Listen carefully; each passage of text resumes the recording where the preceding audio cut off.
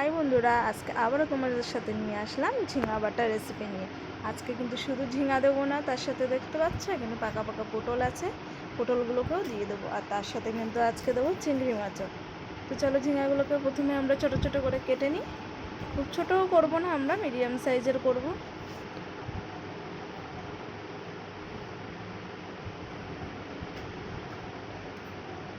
তো দেখো সব ঝিঙাগুলোকে আমরা কেটে নিয়েছি, এবার পটলগুলোকে কেটে নেব। পটলগুলোকেও আমরা ছোলা ফেলাবো না, ছোটো ছোটো করে কেটে নেব।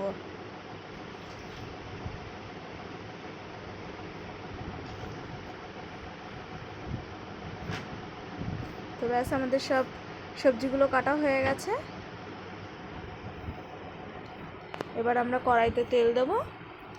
কড়াইতে তেল দিয়ে তেলটা গরম করে আমরা এর ভিতরে সামান্য পরিমাণে একটু কালো জিরা দিয়ে দেবো। তারপর এর ভিতর গোটা রসুন দিয়ে দেবো, আর একটা পেঁয়াজও দিয়েছি। তারপর আমরা যে চিংড়ি মাছগুলো বেঁচেছিলাম এটা এর মধ্যে দিয়ে নুন হলুদ দিয়েছি। আর এর ভিতরেই আমরা কাঁচা লঙ্কাগুলোকেও দিয়ে দেবো। কাঁচা লঙ্কার পরিমাণটা একটু বেশি দিয়েছি যাতে একটু ঝাল ঝাল হয়। আর এটা লাল লাল করে ভাজা হলেই কিন্তু তারপর আমরা সবজিগুলোকে এর মধ্যে দিয়ে দেবো। তো দেখো আমাদের ভাজা হয়ে গেছে, এবার সবজিগুলোকে এর মধ্যে ঢেলে দেবো।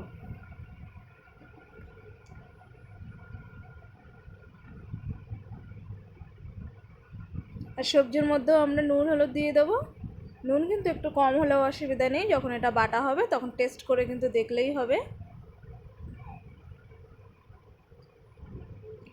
তো এবার গ্যাসটা আমরা মিডিয়াম আঁচে করে আমরা সবজিগুলোকে ভালো করে ভেজে নেব।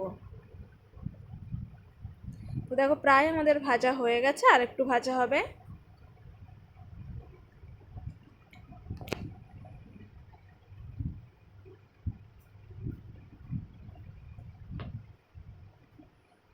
তো ব্যাস আমাদের ভাজা কমপ্লিট। এবার আমরা গ্যাস কমিয়ে দিয়ে বন্ধ করে দিয়ে এবার এটাকে ঠান্ডা করে আমরা মিক্সিতে বেটে নেব। দেখো আমরা বেটে নিয়েছি, কালারটা কত সুন্দর লাগছে, খেতেও কিন্তু বন্ধুরা দারুণ হয়েছিল।